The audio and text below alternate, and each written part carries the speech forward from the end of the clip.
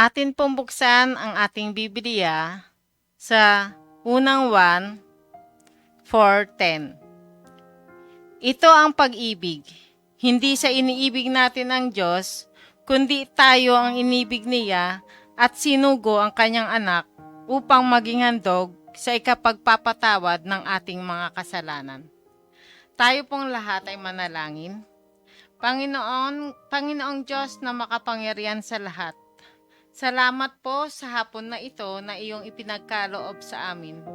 Ikaw po ang siyang mangunguna sa bawat isa sa amin at nawa po, Panginoon, ikaw po ang siyang maitaas sa mensaheng aming madirinig ngayong hapon na ito. Iyo po ang lahat ng papuri at pagsamba sa pangalan ni Jesus. Amen. Marami sa atin ang maraming mga katanungan, lalo na sa panahon ngayong pandemic. Tinatanong nila, bakit nangyayari sa atin ang mga ganitong pagsubok, lalo na sa mga nawalan ng trabaho, nawalan ng negosyo, dumaranas ng mga sakit, at marami na ang mga namamatay dahil sa virus. Totoo na nahirapan tayo kung minsan. Bakit ipinapahintulot ng Panginoon na mangyari sa atin ang ganito? Paano ito umaangkop sa plano ng Diyos para ito ay ating matutunan? Sa simula, hindi natin malaman ang kasagutan. Subalit nang matagal na, dumating ang kasagutan sa atin. Ito ay upang malaman at maunawaan natin ang tunay na kahulugan ng pag-ibig. Ang hindi natin nakikita, ito ay mga gininto ang pagkakataong ibinibigay sa atin ng Panginoong Diyos. Ito ay ang kanyang pag-ibig sa atin.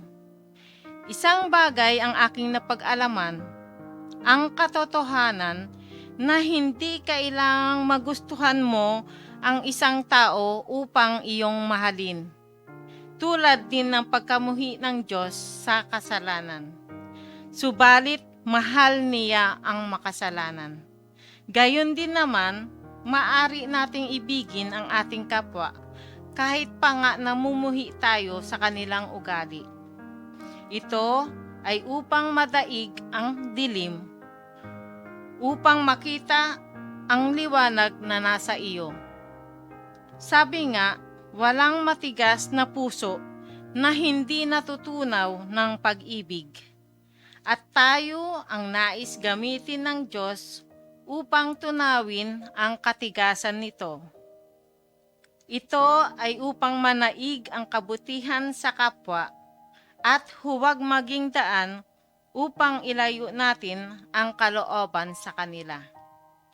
Huwag nating kalilimutan na ang tunay na kahulugan ng pag-ibig ay higit sa matututunan sa panahong mahirap umibig. Narito ang isang kwento mula sa isang komunistang bansa at sa panahong iyon ay totoong napakainit at masigasig ang pangangampanya laban sa Kristyanismo. Isang pangkat ng kawal na pinamumunuan ng isang mabagsik na kapitan ang lumusob sa lihim na ginagawang pananambahan. Ganun na lamang ang pagkabigla ng mga nagkakatipon. Walang awang pinagpapalo nila maging matanda o kabataan. Mayroon isang matipunong kabataan, ito ay inindayan niya ng napakalakas na pagpalo ng hawak niyang batuta. Alam ng kapitan na kapag lalaban ang kabataang ito ay maaari siyang matalo.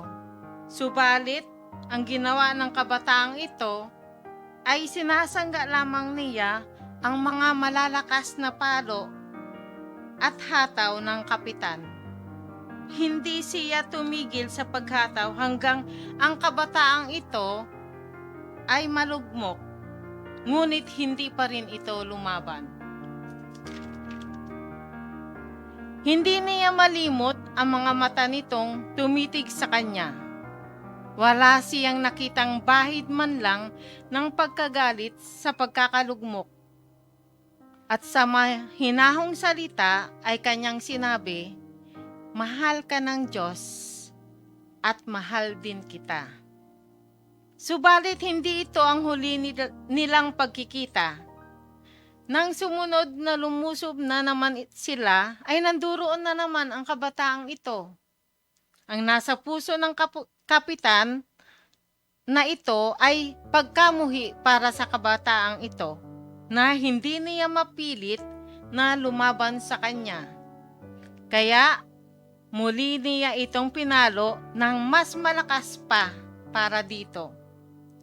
Matapos ng kanyang pagpapahirap sa mga naroroon, umaagos ang dugo at halos mamatay sa hirap, lalo na ang mga matatanda, at pagkatapos ay dinala nila ito sa bilangguan at ikinulong.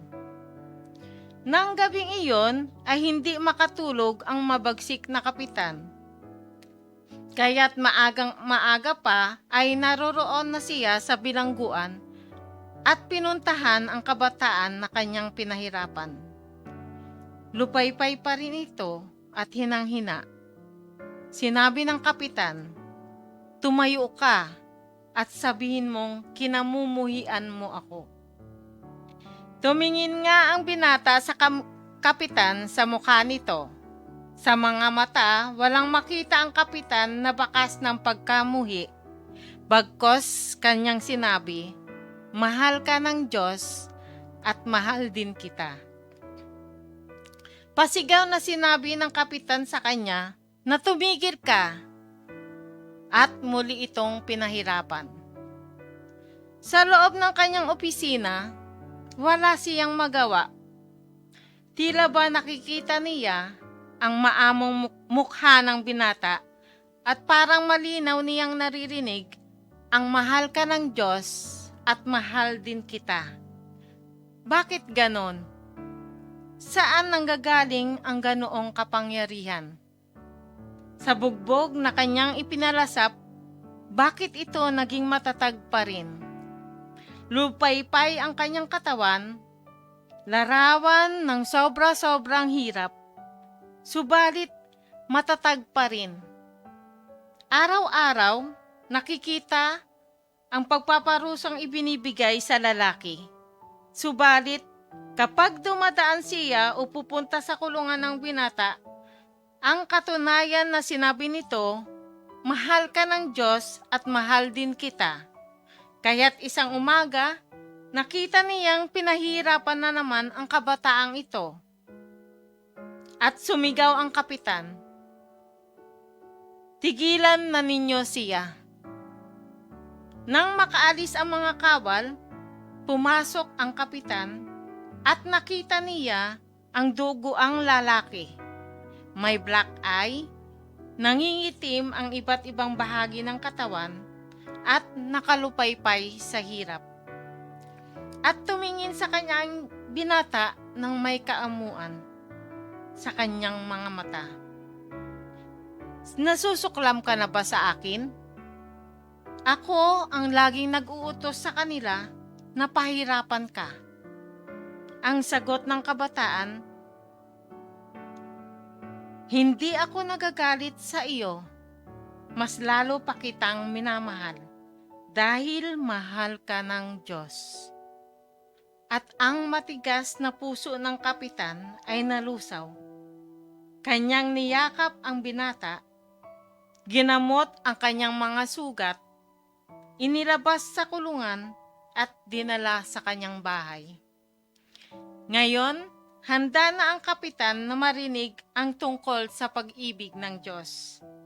Nais niya ang ganong pag-ibig na walang pagpapaimbabaw, pag-ibig sa kaaway at pag-ibig sa sitwasyon. Iyan ang pag-ibig na ibinigay sa atin ng Diyos nang tayo ay makasalanan pa. Inibig niya tayo at ibinigay ang sarili para sa atin.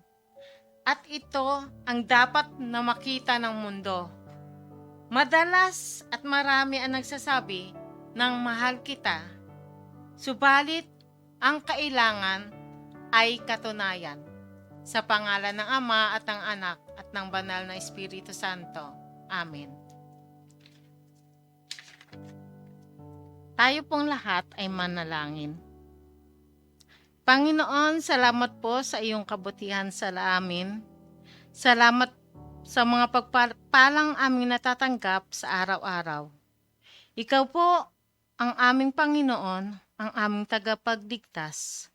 Patawarin mo po kami sa mga kasalanang aming nagagawa, sa mga pagkukulang at pagkakamali. Patawarin mo po kami, Panginoon. Linisin mo po ang aming mga puso't isipan. Batid po namin, Panginoon, na nandiriyan ka sa aming tabi. Hindi mo kami iniiwan at pinapabayaan. I-bless mo po ang aming church, ang United Methodist Church. Pagpalain mo po ang aming bishop, ang aming DS, ang aming mga pastor at mga diakonesa. Bigyan mo po sila, Panginoon, ng katalinuhan, ng katatagan ng kanilang kalooban, Panginoon, para sa pagpapahayag ng iyong mga salita. Gayon din po, Panginoon, ikaw din po ang siyang mangunguna sa aming bansang Pilipinas. Bigyan mo po ito ng kapayapaan, ng pag-unlad.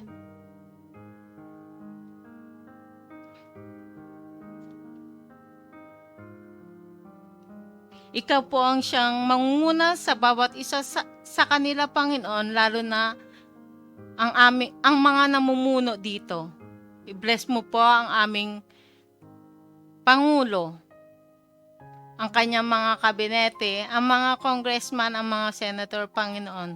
Gayon din po, Lord, ang namumuno sa aming mga distrito, sa aming mga bayan at sa aming mga barangay, Panginoon. Bigyan mo po sila ng wisdom, Lord. Bigyan mo po sila ng kalakasan. Bigyan mo po sila ng malilinis na kaisipan, ng malinis na puso, Panginoon, para i-bless mo po rin, Panginoon, ang mga mayroong mga karamdaman. Iyo po silang pagalingin, Panginoon. Puspusin mo po sila ng iyong banal na kamay, Panginoon, upang sila ay gumaling. Ganon din po, Panginoon, ang mga nahihirapan, ang mga nalulungkot, Panginoon. Bigyan mo po sila ng kapayapaan. Gayon din po, Lord, i-bless mo po ang bawat pamilya na aming kinabibilangan.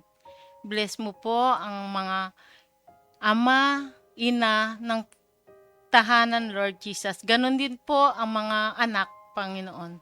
Lumaki po nawa silang mga matatalino, malulusog, may takot sa iyo at lagi nang sumusunod sa iyong mga salita.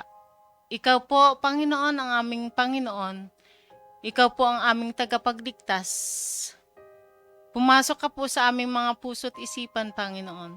Iyo po ang lahat ng kapurihan at pagsamba sa pangalan ni Jesus. Amen.